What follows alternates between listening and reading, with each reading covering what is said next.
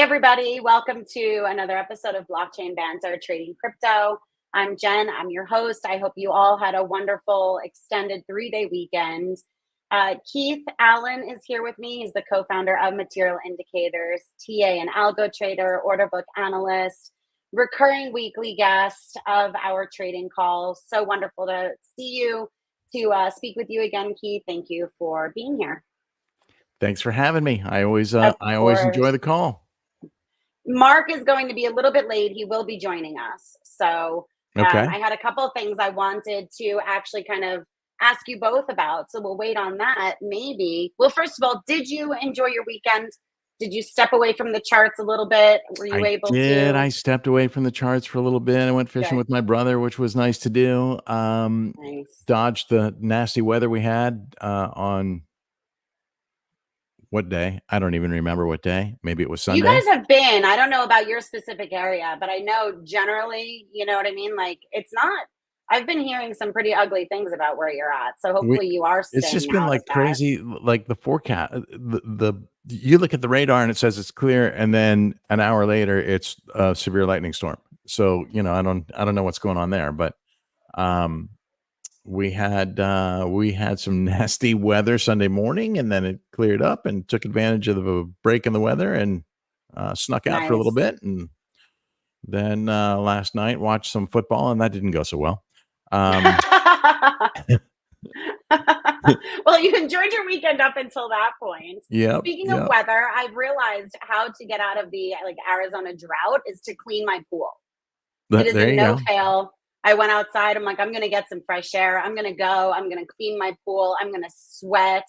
It felt so good. And I was all ready to go swimming. And then, of course, we had our own thunderstorm and winds and rain on Saturday. So it felt so good. I got to do it all over again on Sunday. But hopefully it helped because I'm in Phoenix and God knows it is dry here. Yeah. But I wasn't able to escape it.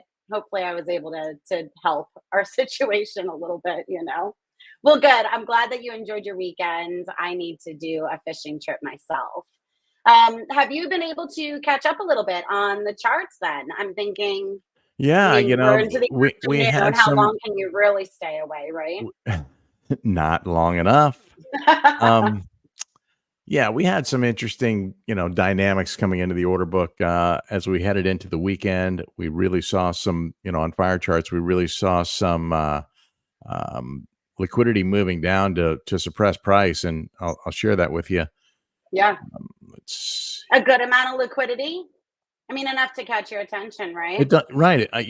You'd be surprised at how little it takes to move price, but we we had this block, and this was, let me brighten things up a little bit for us. Uh, Friday heading into the weekend, it felt like this was going to be guardrails here at 62K and at 58K. And then that night before like late in the afternoon, I guess, we saw things start to break up. A new ladder moved into place, and it's kind of staggered. So I'm not necessarily sure that this was the same entity, or maybe they're just trying to make it look less choreographed. But we saw this ladder of asks come in and really suppress price. And you can see right when it happened, when price was trying to rally out. Um, and this knocked things back for the weekend. And it's not uncommon to see this happen on a weekend, especially a holiday weekend, where you see these guardrails go up, and maybe it's one of the institutional entities that doesn't want price to run away from them in either direction prior to coming back on a business day. Market was Yeah. closed on Monday, and so I was really looking at this as suppression to keep things under control. Maybe the ETF guys wanted to, after having a brutal, really a bloodbath last week on the ETF side of outflows, maybe they were concerned that price was going to rally back to 65 and squeeze those shorts, which incidentally, I think I have a kingfisher. You called that last week, by the way, Keith. Was that Well, last week? the It was first one, not yeah. long after our call either. It was the liquidations. Yes, Yeah. you brought that. Yeah, that was wild. I mean, it was so soon after the call. It was like, That did happen the same day. That was the longs getting squeezed, yeah, getting liquidated. And, then we had this series of shorts coming in, and I really expected this squeeze to happen. This was up to this in the middle of the weekend, up to about 65K. I think this was much larger. This was closer to 45 million in liquidations, potential liquidations up to this level. And as you can see, that number has reduced drastically, which indicates that some of these shorts were closed. Nonetheless, we have another cluster here in the near range.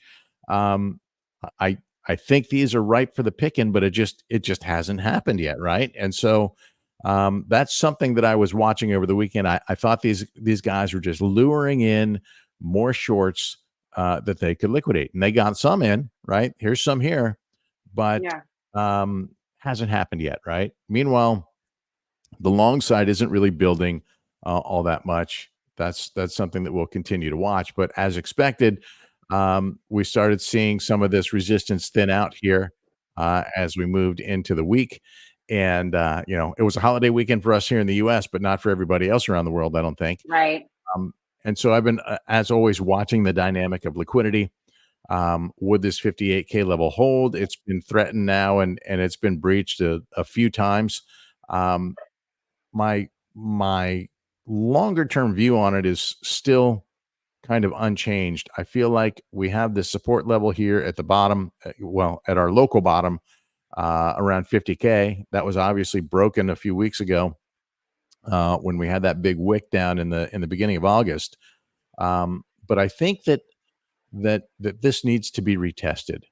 I think it needs to be tested to really validate it as potential support or potentially invalidated, right? So let's look at the candle chart and see what that kind of looks like. Um, we have we obviously had this wick down here, um, Right. 49.5, and so that may very well serve as the bottom, but it hasn't been retested, and and so I'm looking for that retest to happen. Uh, if it doesn't hold, then obviously we have secondary support down here, just below it, and of course our trend line, which I think is even a stronger level of support. We've talked about that a lot lately, but we also have something different in the charts here. Uh, Keith, can yep. I ask you a quick question? Can you go back to that previous chart? And this might seem like a silly question, but you're talking about retesting, right? Hmm. Now I see Hmm. a few wicks going down to that point. So what would it look like if it was actually validated? I mean, we can see one there May. Then we have another one in June or July. Then we have one in Well, oh, okay. no, no, no. You're looking at trend I'm precognition looking. signals. Yes, Let me I am. I am. Now let me that you clear zoomed those in, out I for saw you, the little arrow. and That's we'll okay. we'll talk about that. We'll talk about And I'm those. thinking they're green. Okay. Nope, we're good. I'm following now. Okay, Now I so see so that what one. this did test, kind of, sort of, is the um, consolidation we had here at 50K, right? And this Yeah. shot through that briefly, it wicked back through it rather quickly. So this counts as a support test to me. The fact that it broke it a bit um, makes me wish it had gone lower. Because we've been eyeballing these targets, this mid 40K target for a long, long time, right? We talk Mm, about that week after week. And right. so something that is new, this past, really, since last month, is we had, and this comes into play here, is we had a series of death crosses, Yeah. and some of them, death crosses are lagging indicators. When you have a series of them all in rapid succession, it's really an indication of how drastically and quickly prices degraded, which it certainly did. Right, we saw this after a failed attempt, a rejection from the 2021 top, and we've had more of those than I can count.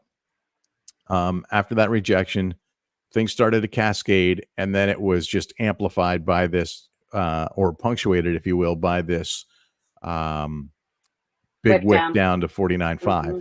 And this was Japan had raised interest rates, the Japanese carry trade unwound, and that's largely believed, as to why this happened. And Right. so these death crosses, something that, and especially this one right here, the last one we've had between the blue 100-day moving average and the purple 200-day moving average. This is something that helps us often, historically has helped us find bottoms. And so it doesn't mean that the bottom is necessarily in, but it does mean that we could be getting close, right? And that if it's not in, then maybe we're due for a retest. And a lot of times we have seen this culminate with a double bottom of sorts, or bounce off a trend line. So I would love to see a test of the 50-day moving average here. Give us a potential double bottom here. If that doesn't hold, then we test the trend line. And this is really the do or die for me, right? If we lose the trend line, then we have to contemplate the chance of going lower into a prior consolidation range, perhaps even this one down here in that 25 to 30K range, which is a viable target. This is where the whole move really started for me this year. Right. A lot of us viewed these as bear market rallies, distribution rallies. They obviously turned into something else, but it wasn't really validated until we had this consolidation period and the moving averages began to unwind here on this move up. But we've talked all year long, and I'm anxious for Mark to get in here and join us. We've talked all year long about the fact that none of these prior consolidation ranges ever got retested, right? We left this rapidly. It never got retested. We left the 40 to 45K range. It never got retested. We were in that 50 to 52K range briefly. It only recently got retested. And now we're up here in this red box, which I think is important to note, right? This to me looks like another consolidation range, an extended consolidation range. Yes, right. the series of lower highs and lower lows is concerning. Those are all very bearish signs, right? But at some point, those lower lows have to bottom out, right? It's bearish until it's not. It's bearish until it bounces. That almost seems like it contradicts what you're saying, though, in regards to retesting. And with those 4 death crosses, I guess that brings up another question for me. With the 4 death crosses that we saw, you were saying, and I forget how you worded it exactly, how deep a correction we can see, right? How quickly, how drastically the market can change. It's kind of that sort of indicator, right? Right. We haven't really seen that yet. Well, though. I know we saw the wick. This isn't like the moving averages. These death crosses and golden crosses are not fast. And we're now actually up to 5 death crosses. 5 now. And, but we do have something that's never before been seen on a Bitcoin chart. And that is a golden cross between the 100-week and the 200-week moving average, right? Now the lower moving average is crossing above. This has never happened in Bitcoin history. And so it's difficult. If you don't have any history on it, how do you? Now, generally speaking, something does have a golden history, or golden cross history. What does that mean? While death crosses are inherently bearish, golden crosses are bullish. And we can get some history by looking at the S&P 500, which fortunately has over 150 years of history. And it has had this move occur about 8 times in that 150 years. And each time it does help the market find a bottom. Now, right. So we also we had the other death crosses here on the daily. If I put those back on, we would see the death crosses just like we saw on the other chart, right? If I go here, then we'll see those. Let me find where my arrow was. We'll see that we had that same kind of drama in the chart in terms of death crosses. But finding the golden cross, right? It's an indication that things are moving the other way. And I'm scrolling a lot because there just haven't been a lot of them. And now it takes me longer to find them here on the daily chart than I could on the weekly chart. But here's one, right? So we had all of this winding of the moving averages, right? Here's the 21 breaking down through everything like we had recently. And this is where that golden cross happened between the two higher moving averages, and it led to an eventual bottom. Now, whether that bottom is a local bottom or leads to a full bear market remains to be seen. And the thing that we have to watch for is rejections on the way back up, right? You see this rejection. It was like not done yet, went down and bounced back. I can find you more examples of this where we had the golden cross, we found support, and then moved on. And so in a lot of these instances, well, I won't say a lot because there haven't been a lot of them altogether, but right. This is, in this instance, we can see things were breaking down for an extended period of time until the market found its footing. So there's so many variables between, I'm now back to 1977, right? There's so many variables that could be different between what's happening here or during these time frames versus what's happening now in the world, economically, right. geopolitically, et cetera, inflation wise, all of the above. So it's not an apples to apples comparison. My point is, after we see these series of death crosses, we do often find double bottoms that help the market bounce. And so that's what I'm looking for now, is a double bottom off of that 50K range, or at least a test of it, right? Test it. Yeah. If we hold there, that could be really, really interesting. We would then, of course, want to see price on the recovery. We would watch to see if we have a rejection here from the 200-day moving average on the recovery, or if we can break through, get past this mid-cycle top, and then start going back after all-time high territory.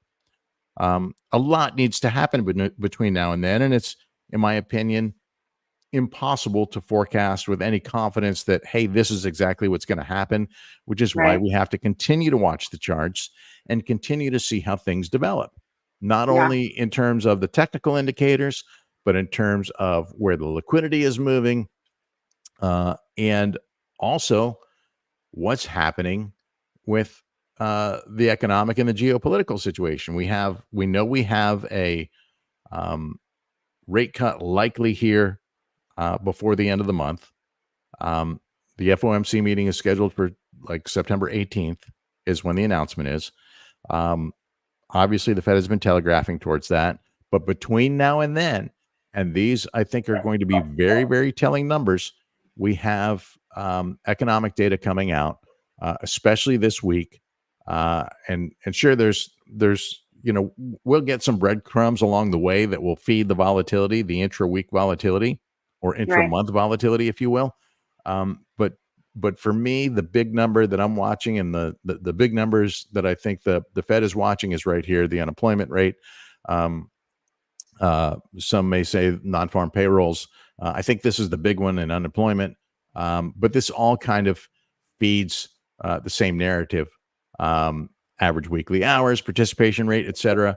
And so we know we're at we had a bump up in the rate of 0.2% a few months ago, and the market did not like that news. So what the Fed is trying to navigate now is they're trying to thread a needle and navigate us into a soft landing. They told us at the last presentation in Jackson Hole that they do not welcome any significant increases in unemployment at this stage. They don't seek or welcome. Well, we know they were seeking some of an increase to trigger, making rate cuts. They got their increase. So now, are they able to control this? Is it under control? Historically, we see big spikes, right? When it starts to go up, that momentum continues. So I think we're in the good news equals good news phase of these numbers, these particular numbers anyways. And so I think that a a flat number would be welcomed. The market would say, okay, that makes sense. And maybe inflation and maybe unemployment is in control, and maybe the Fed can keep it from spiking with a series of controlled cuts. However, if we see it drop, well, that might be welcome too, but I think it also opens the door to more scrutiny over the accuracy of the numbers, which has been something that has been debated all year long. Yeah. Um, if it goes up, say 0.2%, so that would take us to a 4.5% unemployment rate. I think that scares the hell out of the market, and we think hard landing, and if it goes up maybe 0.1%, I think that also is open for interpretation in the context of these other numbers around it. So, Right. who knows? I don't pretend to be an economist, so I'll let other heads speak to that. But just the way I'm viewing it right now, I'm watching for. I'm actually hoping for a flat number that would maybe support the idea of a quarter point rate cut, 25 basis point rate cut coming up in at the end of the month. I have mixed feelings about the size of the rate cut. I was really kind of under the impression that if they went to a 50 basis point cut, then that may elude to the fact that there's greater concern over a spike in unemployment and potentially a hard landing, and the aftermath of that is not going to be good. So, Keith, how does someone, they're watching this? I see 8:30 Friday, right? We're Right. talking about what could happen potentially if this news goes either way. How would somebody take this and prepare themselves in terms of trading what the news may be? All right. So trading the news is can be Or getting tricky. ahead of the news, Right. right? So and this is where we see, especially around these events, is where we see a lot of moving around in the order book. And Hmm. so, number one, watching the dynamic of liquidity, right? Yeah. We had just pumped up and now we got knocked back down. Watching the order flow of the CVD here to see who's buying. Whales are not currently buying. We're actually seeing smaller order classes. I was going to say, we don't Do, normally see green up there on top, right? right, we're seeing some of the smaller order classes do a lot of the buying, and you know obviously retail is heavy in those order classes, but there also may be some degree of whales utilizing those smaller order classes not to telegraph what they're doing. So you can't say it's Right. 100% retail. Um, volume wise, it hasn't been huge volume. So I think it's a mix. Um, One of the things that I could tell you that on the last report a week ago, the jobless report, we saw literally, actually, it wasn't the jobless report. I was speaking of when Jerome Powell was speaking from Jackson Hole. His dovish tone. I mean, literally on his first sentence of his remarks, uh, we could see all of the CVD going vertical, all classes going vertical. That was very, very easy to see, Mhm. and it was a very easy buy order. And so, it was a very, very strong buy signal for me, and I bought that trade and took that swing.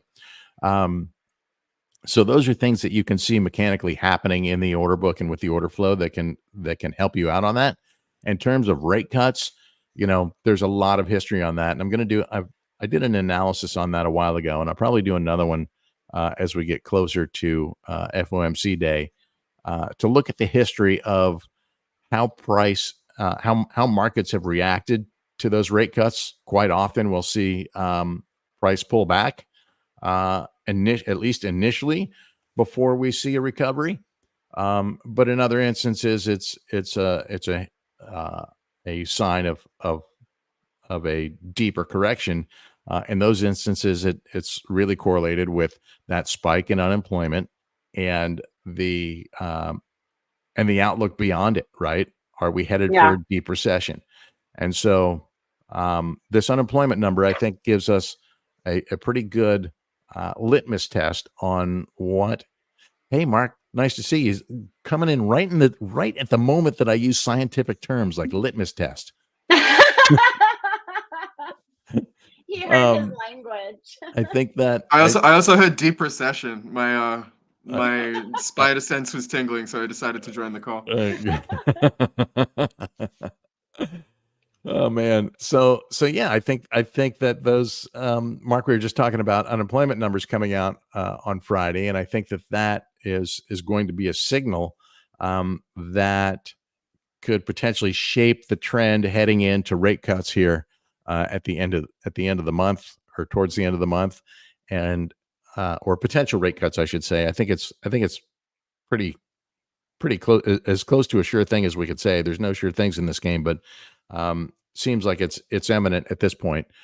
And I think that could shape the trend. And if we have a decent unemployment number, I told Jen earlier, I think we're at the good news equals good news phase. If we have a decent number, then maybe that speaks to the outlook post cuts, meaning softish landing, versus if we have a hot unemployment number, there's more fear over a hard landing and a deep recession. There's that word for you. Enjoy it. And potentially a higher cut here to start things out in September could also speak to the fact that, hey, maybe there's more concern over that hard landing. Mm-hmm. Those things, I think, kind of shape our trajectory moving forward. Yeah, I agree. And it's not like it's not even that like a hard rate cut is necessarily going to precipitate any softer landing. I think that a lot of people get this wrong. It usually signals to the market that the government is worried, and that can make the markets nervous. And so, yeah, I'm not even sure what I'm hoping for at this point. Obviously, we want a soft landing. What I mean is I'm not sure what I'm hoping for and how to precipitate that. But let's hope that the unemployment figures aren't too bad. But they are, they're trending up. Everything looks pre-recession. I think by almost every signal, and it's gotten to the point now where everyone I feel is, everyone who I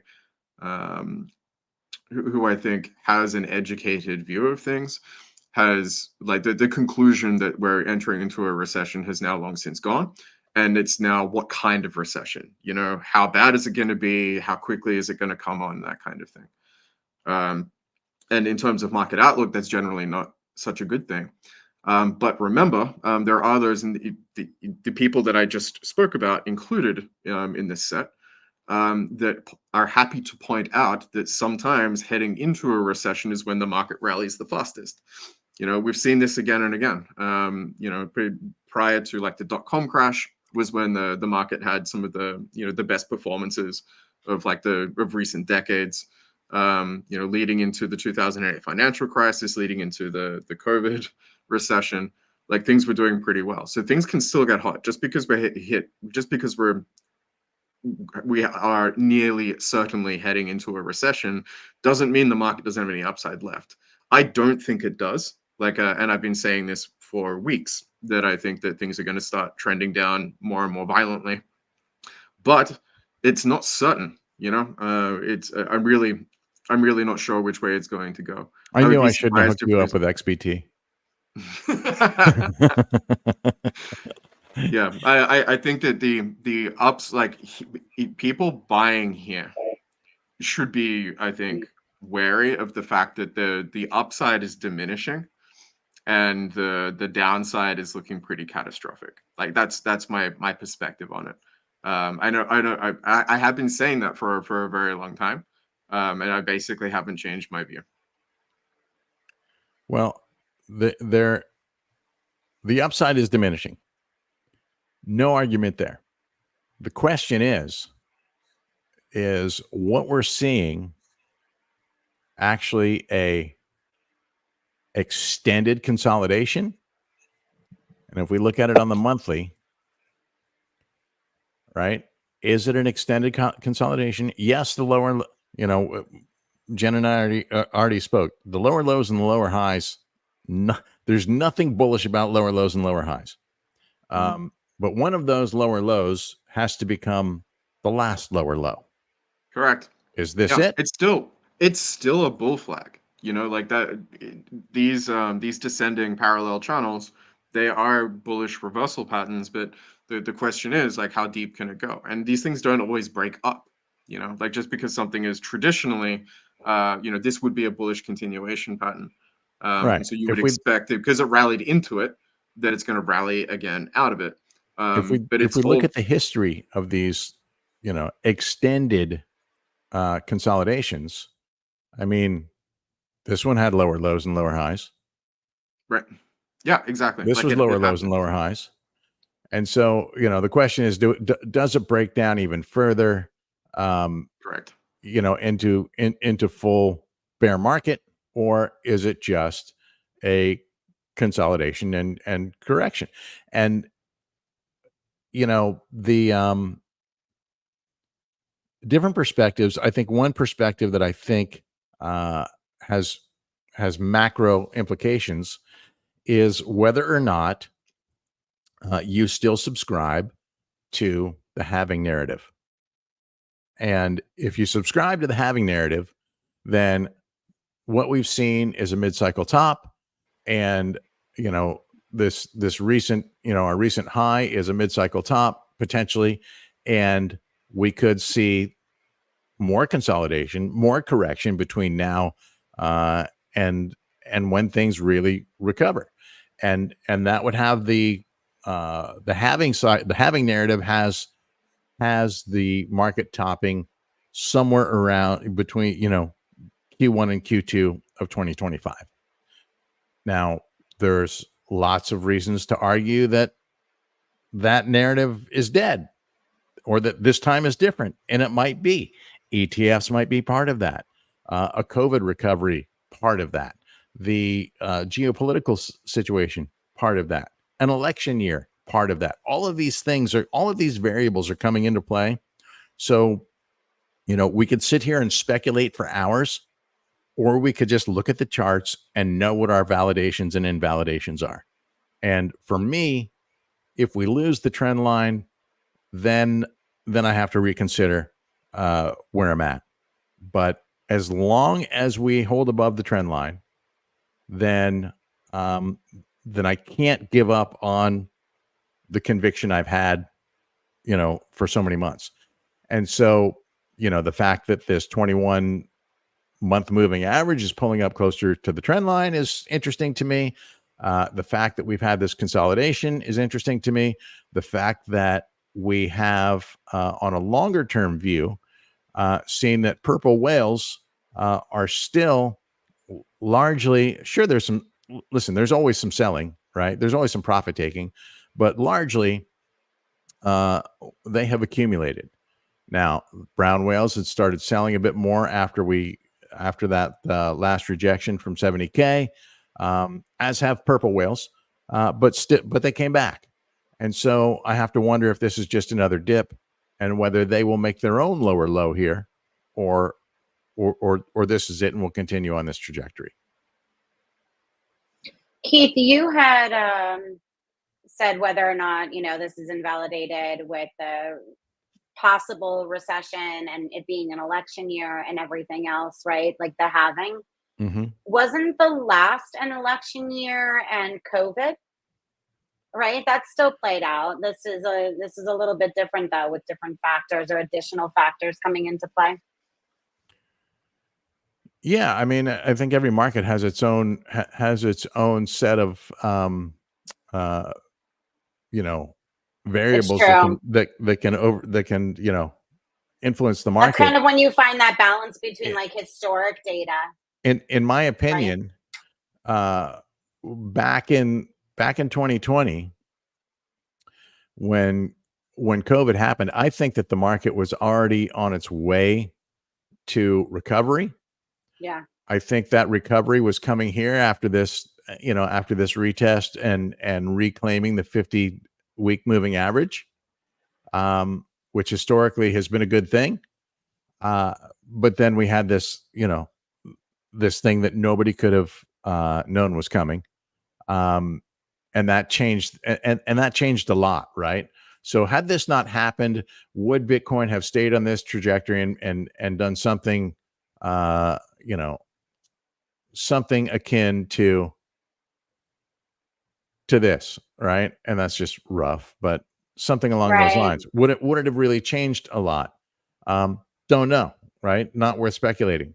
But the fact that this changed and the circumstances that were around it changed everything since then, right? It gave us a huge spike in unemployment instantly that quickly recovered.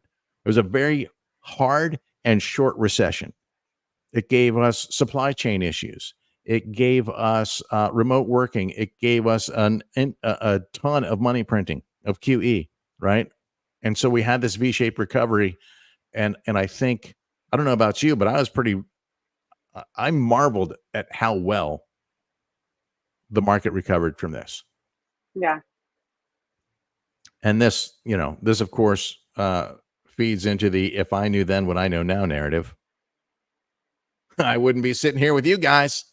Nope.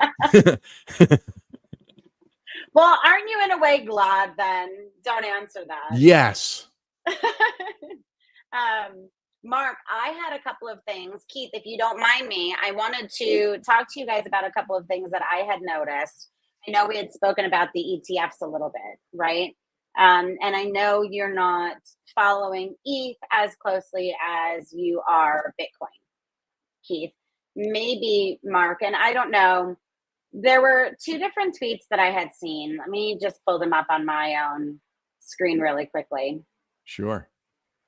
Well, I'm not going to pull them up, but let me see. Okay, I'm just going to talk about them. One was a chart that they had called the dead heartbeat chart, which I'm assuming is not an actual real chart or sort of signal of any sort of trend or anything like that. But they called it the classic dead heartbeat chart, and it is the signature shape of dying shitcoins fading into irrelevance. Now, this happens to be the ETH ETF flows. Outflows, inflows. I mean, it is, and I'll share it on my share that chart here in the comments. Let's see it. I want to see the dead heartbeat chart. I've not heard of that, but it's a great it's a great analogy. You know what I'm gonna do? Keith, can I send it to you? Would that be, do you mind if I do that? Maybe Sure. You can just pull it up for me. Okay. Let me send it to you. Okay.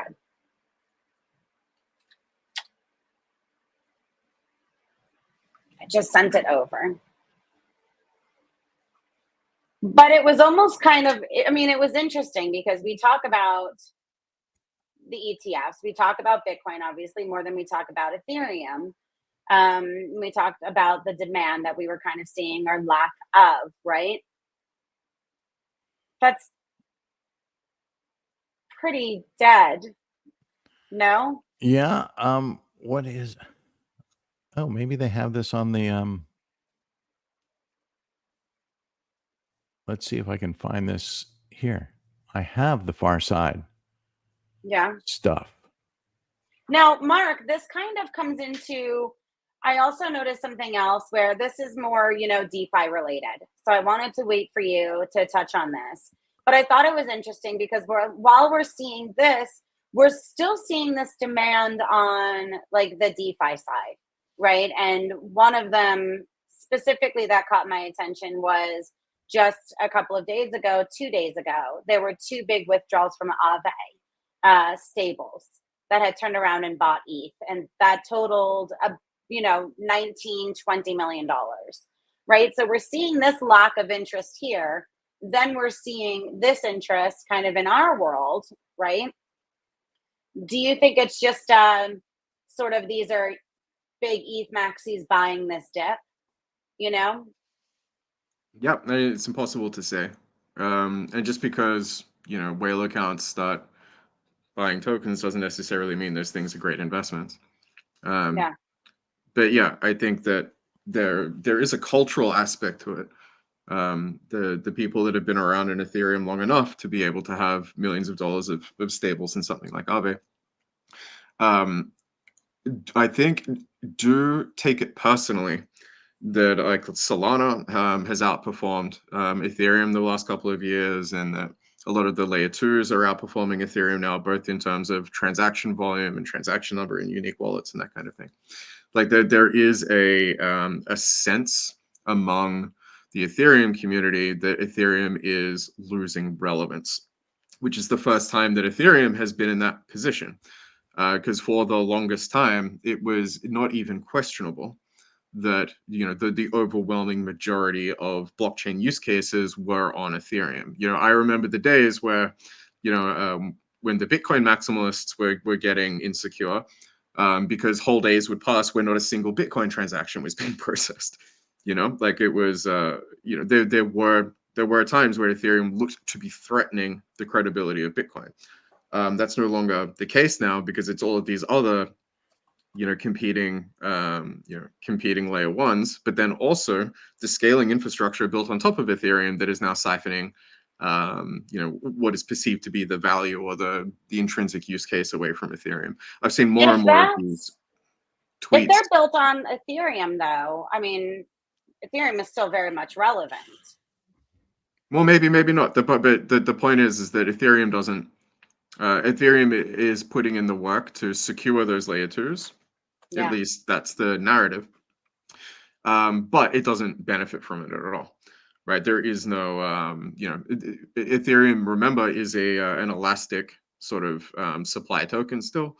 And so unless people are paying the gas on that network to deflate it, and remember, Ethereum was always an infinite supply token. So up until, I think it was the Shanghai fork, Ethereum was just being printed out as block rewards for forever. And it was only after they introduced this gas burning model that they were trying to lean into, you remember, like ultrasound money.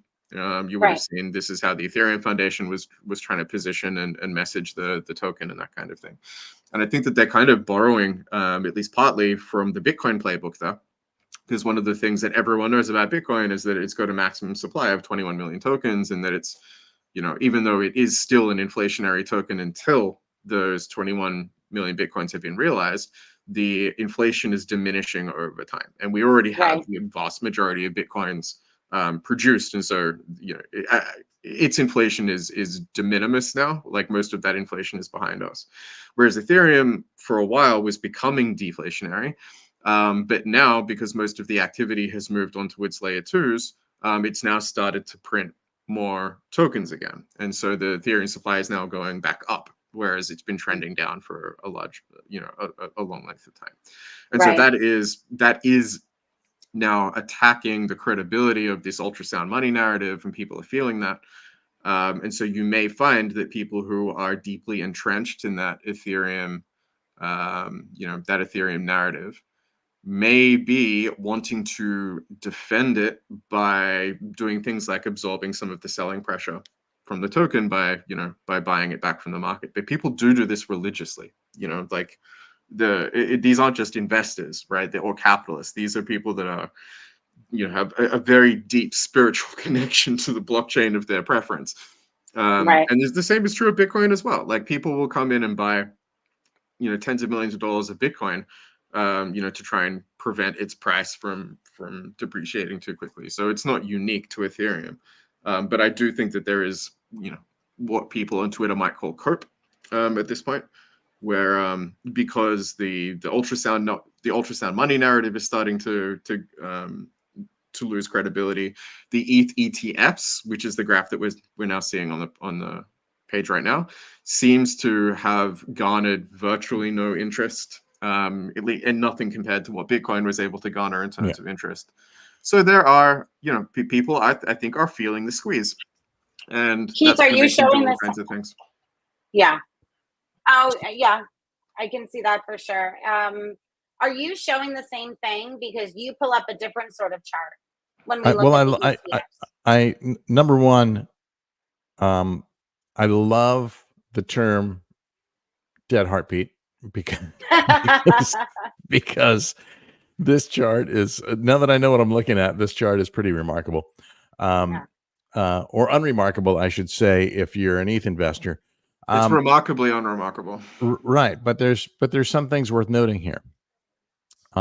First of all, this instrument has only existed for 5 weeks.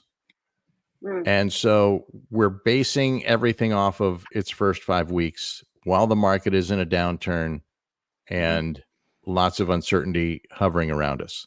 That's the first thing. The second thing is all of this red, all of this sell pressure comes from one spot and one spot only. And that is Grayscale.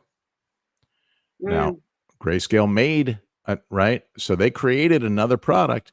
You look up here and look at the fees on these products. This is Grayscale's an original ETH trust that they converted into an ETF.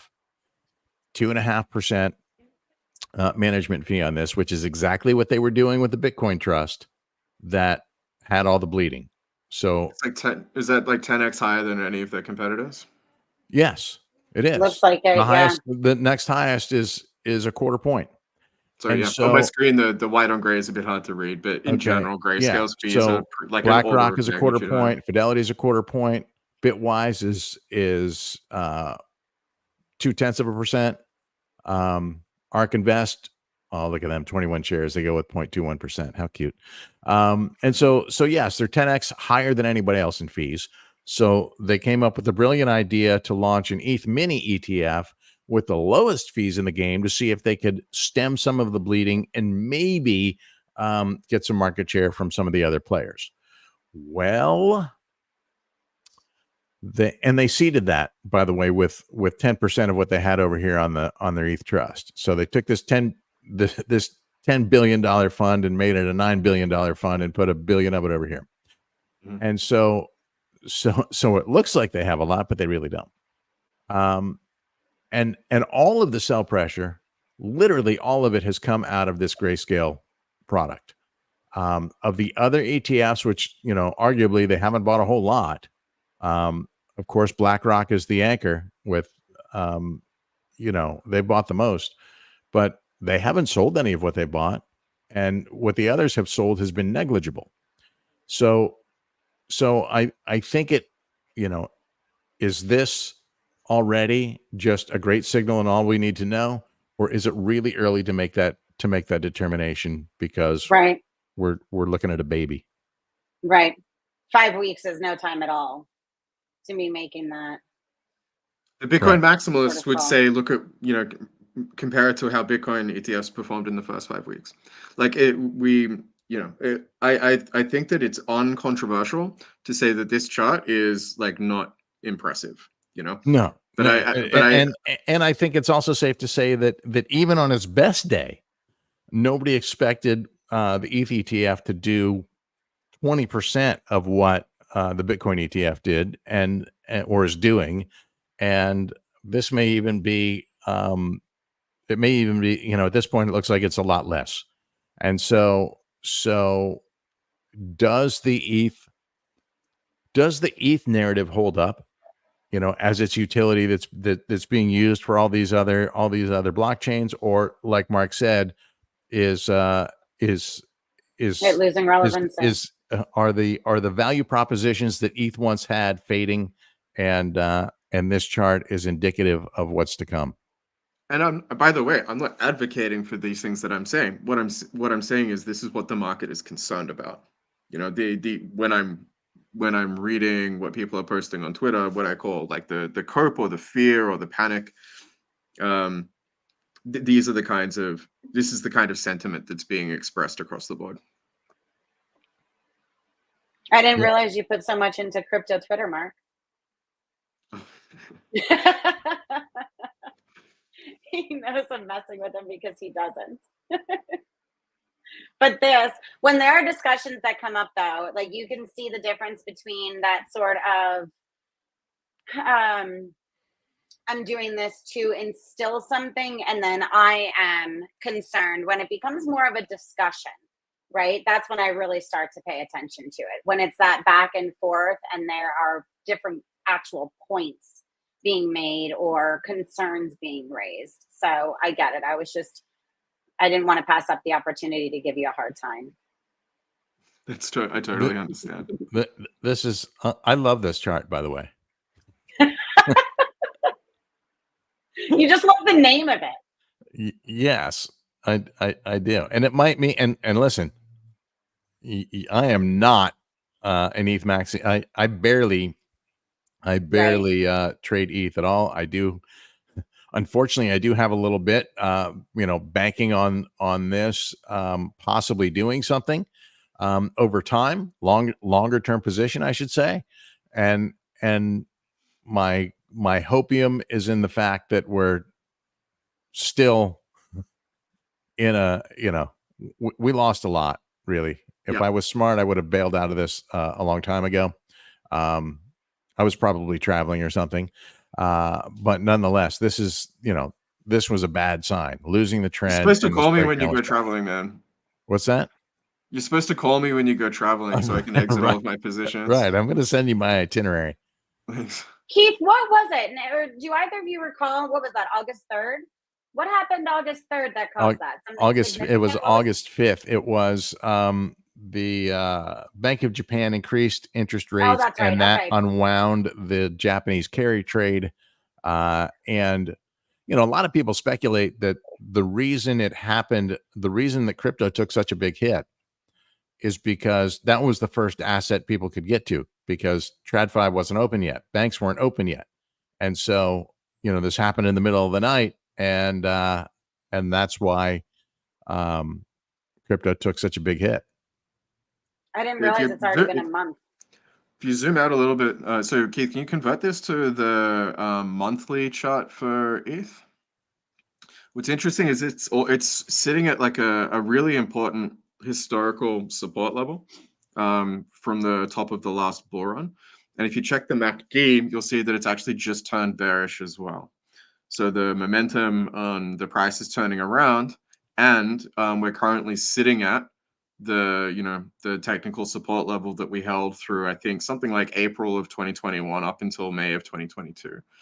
And it's just, there's a confluence of factors here that make this chart look very unattractive. And I that's not me picking on Ethereum. For those who are watching this call for the first time, I've been bearish on Bitcoin for the longest time now, and I said the same thing about the Bitcoin chart just recently, that it looks like its momentum is heading down.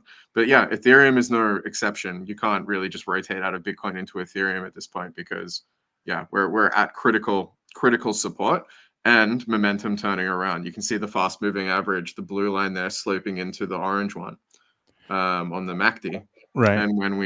And once it crosses there, it tends to continue down. Like the monthly oscillation is much more predictable than any of these shorter time frame ones. And this is at least signaling to me that we're heading into a multi-month downtrend. I have no idea where the bottom on this is going to be, but I would be surprised, or it would be statistically very unlikely for the price to suddenly turn around and explode to the upside after something like this. It could happen. If there's a silver lining on that cloud, right? It's going to take a month. It's going to take it at least through this month for that to develop and cross, right? And so we do have support at this 50-month moving average, which, as you can see, is pretty important. So and now back above the 21-month moving average, which also pretty important. So I would be looking to these. A breakdown below that is probably catastrophic for ETH, right? A break below that 50-month moving average looks horrible. See what that looks like on the weekly. 200, the 200-week moving average is right there at around 2,300. You lose these, it's done, right? Yeah. The technicals are looking very, very weak. I think they're looking weak on Bitcoin as well, but Ethereum is looking especially frightening. So what are we doing? Buy orders? Buy orders, yeah. And not financial advice. Not financial advice. Not financial advice. But Make you it have a clear. I look. joke about it, but for real, right? what's your target for ETH on that situation? I know your target for Bitcoin is down in the 25K range. What's your target for ETH? 12. I think I think ETH will, like, with 100%, like, in my view, that, like, my conviction is 100% is what I should say, that ETH will see $1,200 like in the not too distant future. After that, it's really hard to tell. Like, I think that I think that there's going to be a strong psychological support at 4 figures. Like, I think everyone would start to feel very upset if we started to see a 3-digit ETH again, but I'm not ruling it out. But let's put it this way: once we get to the $1,200 mark for ETH, my appetite to buy it again is going to start going up dramatically. That Once is we the get to 1,200, it's not like you're going to start scaling in at 15 or something. Set your range order. No, like, I think technically, so yeah, for a Wow. range order, yeah, for, like, I would be ranging starting from 12. My Wow. appetite to buy ETH tokens won't really start again until we get back to that level. And it's because I'm so like, there isn't a whole lot of structure underneath us. no, So there's maybe not. there really isn't. So yeah, I think that if it starts to trend down, remember ETH moves with No, but the no, but I would say $103 looks good. That's amazing. Yeah, but I'm yeah, so you know what I sorry I mean. asked you about ETH. Yeah, No, I mean, this I is an opportunity, though. No, that was You know what probably I mean? We that was don't probably a talk little about it. aggressive. How about 131? I think there's actually there is good reason. If you have a look at historical confluence, somewhere between $400 and $500 is actually not too bad at all. But do I think, like, I would be very excited if we ended up, heading down that far. I'm not. I think that it would be extremely greedy to wait for a $500 ETH more than my $25,000 Bitcoin. But yeah, I think there will be a time, and we'll see Twitter going nuts at it when ETH is testing 3 digits again. And I think it's going to make a lot of people really frightened, and that's generally the best opportunity to take an entry. be greedy when people are fearful. Exactly. I mean, I understand that. I don't think I was expecting that. So you caught me off guard for sure. It definitely doesn't look strong. I don't have the sort of knowledge that you guys do. Of course, like, Well, I and admit that, obviously, right? But it's not looking strong. But I wasn't expecting 12 to be the start of your interest. yeah, so, like, that's 50% from where we are, pretty much. And look at ETH BTC. It's already lost everything. Yeah, let me check my channel on that.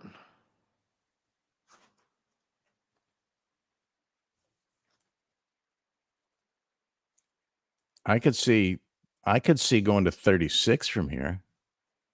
I mean, 40 where's this wick go? 40? Yeah, we're actually right at the bottom of the channel. So this could be it, right? This Yeah. could be it, but it can also be lower. It could also be. I mean, from 36. here, let me see. From here to get, like, actually to the bottom of the channel is about another 6% down. So we're more So, like Mark, in you the were middle talking of the about bottom of the channel. trading ETH WBTC previously, Yeah. right? Yeah, Is so this this is something like looking at your chart right now, or where you have that channel, right? Because you've been right. talking Yeah. about So this sort of buy low, sell high repeating pattern, right? so You starting to get nervous yeah. on that? You said Well, here, you let said me 6% down from here, Mark, and that takes us exactly to where this wick is, right There where you we go. were at about 0.04. Right. Yeah, and so it actually in this, so if I was not, let's say that you were of the mind that you didn't want to exit from, from exposure to digital assets, and you wanted to maintain exposure to Bitcoin and ETH. just speaking to the channel that we've been discussing for the past few months now, actually since the beginning of this year. Yeah. No, Yeah, you've been even, talking yeah. about Okay, since the beginning of this year. So we've actually, you could have executed a trade across this channel. 1, 2, 3, 4, 5 times with an average profit margin of 13%. And that's like that compounds very quickly. So like that's a fairly significant it's a fairly significant profit margin. So I'm miscounting that, by the way. This was going back to June of 2023. So this year you would have been able to do it this year. 2 or 3 times, which is not terrible. And yeah, at the moment, it's like, this is, if you were trading that channel still, this is technically where you would rotate Bitcoin back into ETH, and then wait for it. Wait for a, let's see, yeah, about a 12% upside from here to rotate ETH back into BTC. Well, 17% would get you back to the 100-month moving average. Oh yeah, I've got to turn on these averages. I haven't looked at them in a while.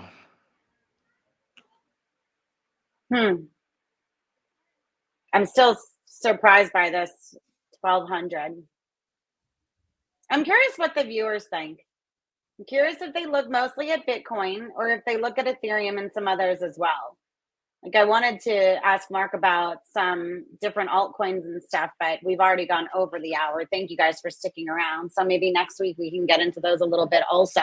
But I'm curious to see what the viewers are thinking as well, especially in terms of Mark's confidence at a 100. 10 confident that Ethereum is hitting a 1200. Well, any final thoughts, you guys? Or Keith? Yeah, or if Mark is right, I really need to get out. I really need to close my ETH trade.